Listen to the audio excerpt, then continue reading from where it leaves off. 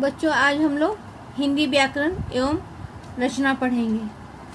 Part 5 सर्वनाम। सबसे पहले हम लोग सर्वनाम शब्द को देखेंगे। सर्वनाम शब्द जो है दो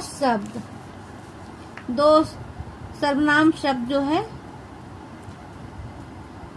दो शब्द सर्व और नाम से मिलकर बना है। सर्व और नाम से मिलकर बना है, जिसका अर्थ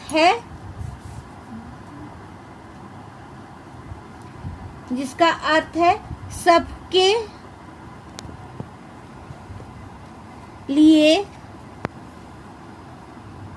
नाम। सबके लिए नाम। इस प्रकार नाम वाले शब्दों संज्ञा के स्थान पर सर्वनाम शब्द का प्रयोग होता है। जैसे कि हम लोग वाक्यों में देख रहे हैं कि यहाँ पर राम आम लाया और मैं, गीता तथा मोनू स्कूल जा रहे हैं। तो राम के स्थान में वह आम लाया। मैं के स्थान पे हम स्कूल जा रहे हैं। यहाँ पर देख रहे हैं कि पहले वाक्य में राम, दूसरे वाक्य में मैं। गीता तथा मोनू के स्थान पर वह तथा हम शब्दों का प्रयोग किया गया है। यही शब्द सर्वनाम है।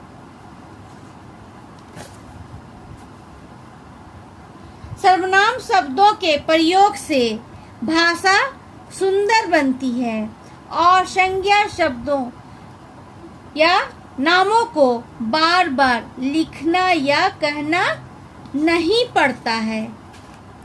अब हम लोग सर्वनाम शब्द की परिभाषा को देखते हैं।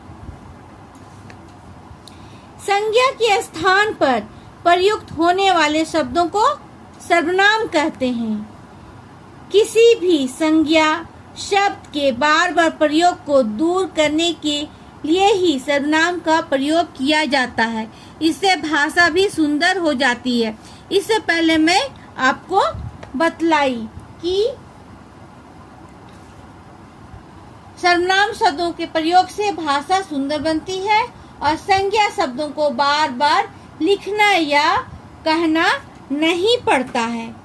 अब हम लोग सर्वनाम के भेद को देखेंगे। सर्वनाम के 6 भेद हैं। पुरुषवाचक, निश्चयवाचक, अनिश्चयवाचक, संबंधवाचक, प्रश्नवाचक और निजवाचक सर्वनाम। पहला, पुरुषवाचक सर्वनाम। जिन सर्वनामों का प्रयोग बोलने वाले, सुनने वाले तथा अन्य व्यक्तियों के लिए किया जाता है, वे पुरुषवाचक सर्वनाम कहलाते हैं। ये सर्वनाम हमेशा स्त्री या पुरुष के नाम के बदले में ही आते हैं। जैसे यहाँ पर उदाहरण दिया गया है, मैं पानी पी रहा हूँ, तुम क्यों रो रही हो। तो दिए गए वाक्यों में मैं बोलने के लिए तथा तुम सर्वनाम सुनने के लिए प्रयुक्त हुआ है। अतः ये पुरुषवाचक सर्वनाम है। अब हम लोग यहाँ पर पुरुषवाचक सर्वनाम के भेद देखेंगे। पुरुषवाचक सर्वनाम के 3 भेद होते हैं। क, उत्तम पुरुष, मध्यम पुरुष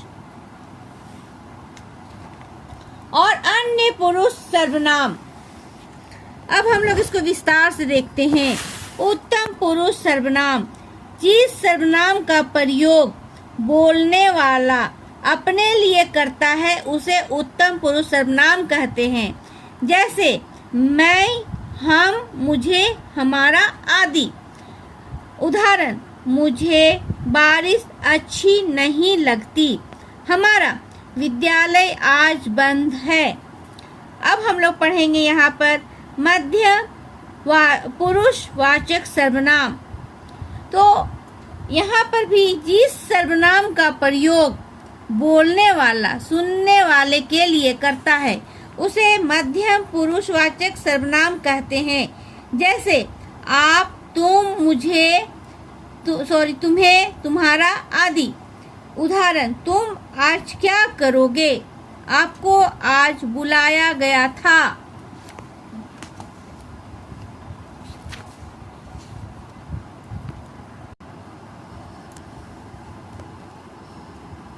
अब हम यहाँ पर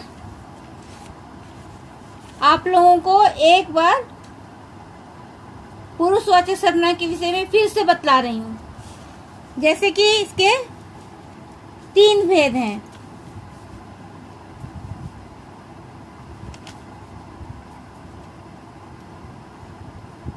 उत्तम पुरुष, दूसरा मध्यम पुरुष, तीसरा अन्य पुरुष। अब यहाँ पर देखिए, उत्तम पुरुष जैसे कि मैं, हम, ये हो गया कहने वाला। दूसरा है मध्यम पुरुष, तू, तुम, सुनने वाला। तीसरा है अन्य पुरुष, वह, वे।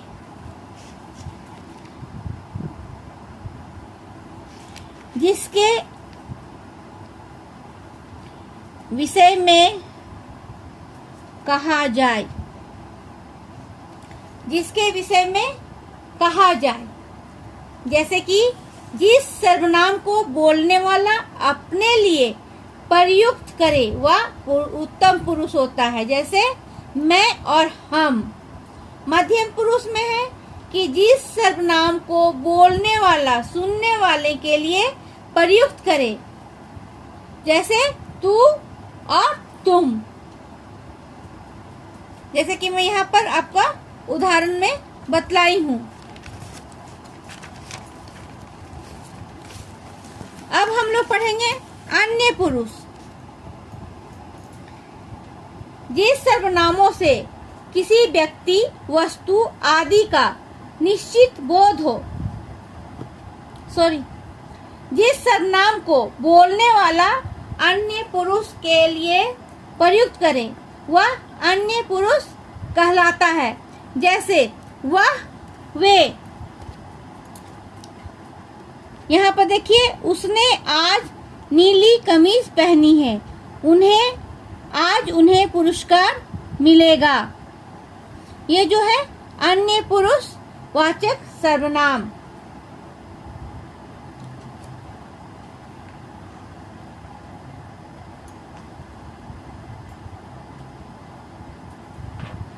सर्वनाम की जो रूपरेखा है उसको भी मैं थोड़ा बतला दे रही हूँ। यहाँ पर ध्यान दीजिएगा। उत्तम पुरुष सर्वनाम। उत्तम पुरुष सर्वनाम मैं। जैसे यहाँ पर हो गया कारक, एक वचन और बहुवचन। तो हम लोग नीचे कक्षा में भी कारक को पढ़े हैं। जैसे कर्ता, कर्म, करण,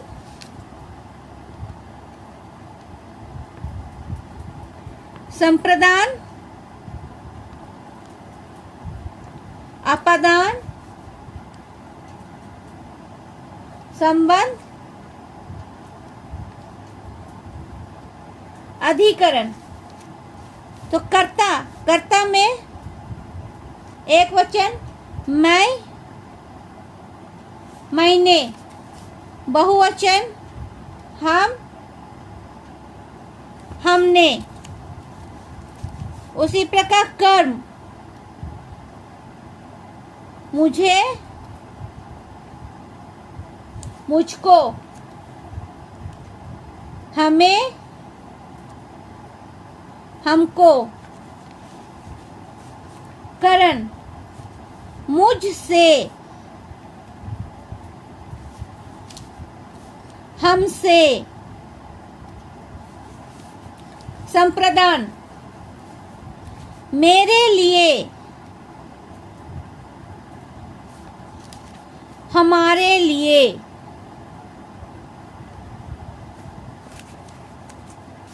अपदान, मुझसे,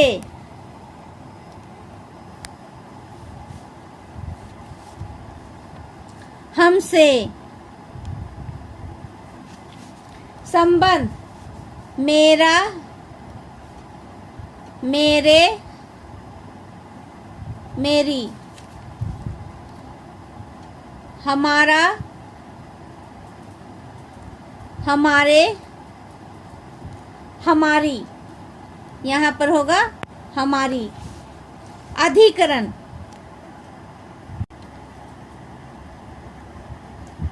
मुझसे, मुझ पर, हम में, हम पर। ये मैं जो बताई, देखिए आपके पाठ में भी दी गई है। सर्वनामों की रूप रचना, पुरुषवाचक, उत्तम पुरुष, मैं, शब्द।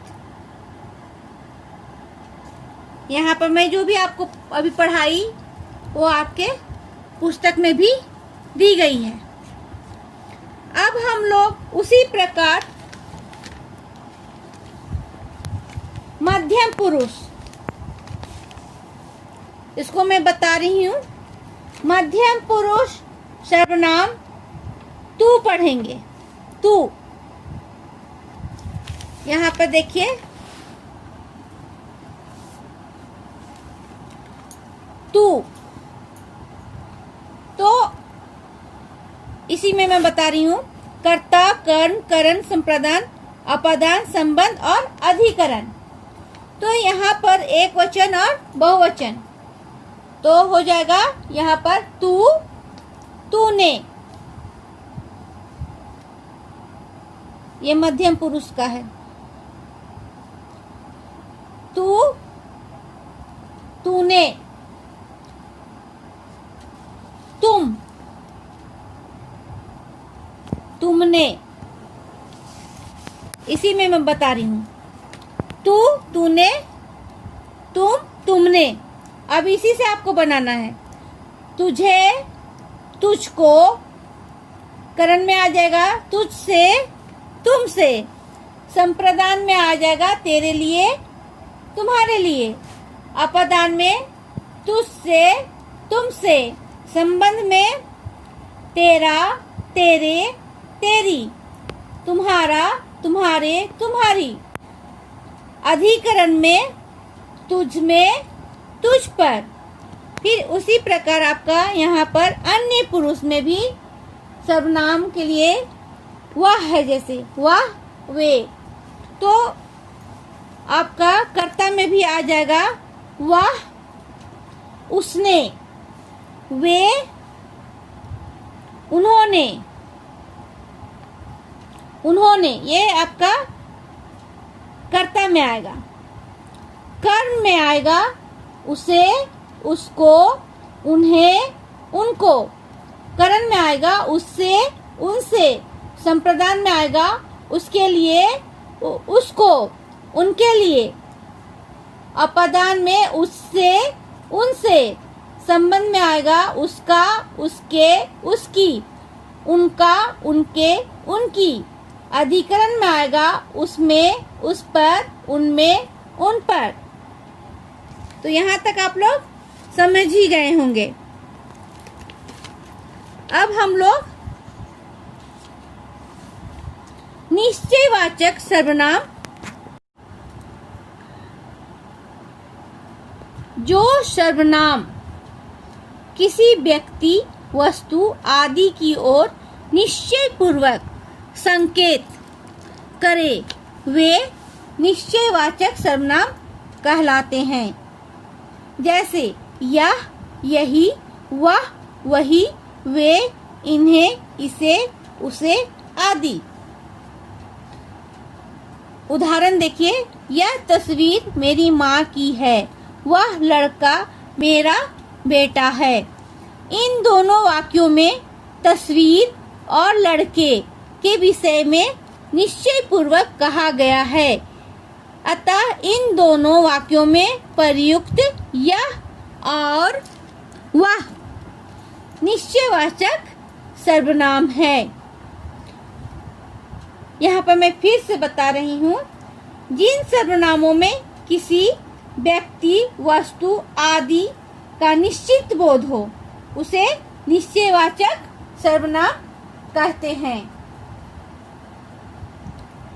यहाँ पर जो है यह और वह जो है किसी निश्चित वस्तु की ओर या निश्चय पूर्वक संकेत करते हैं, इसलिए ये निश्चयवाचक हैं। कुछ सर्वनाम शब्द निश्चयवाचक तथा पुरुषवाचक दोनों के में प्रयुक्त होते हैं, किए जाते हैं। इनके लिए प्रयोग में हमें सावधान रहना चाहिए। जैसे वह लड़का कक्षा में प्रथम आया है, यहाँ पुरुषवाचक सर्वनाम है। वह से वही लड़का कक्षा में प्रथम आया, या निश्चय मतलब हम लोग कह रहे हैं, एक पर्सन को दिखा के कह रहे हैं कि वही लड़का कक्षा में प्रथम आया, वह निश्चयवाचक है। आज हम लोग यहीं तक पढ़ेंगे।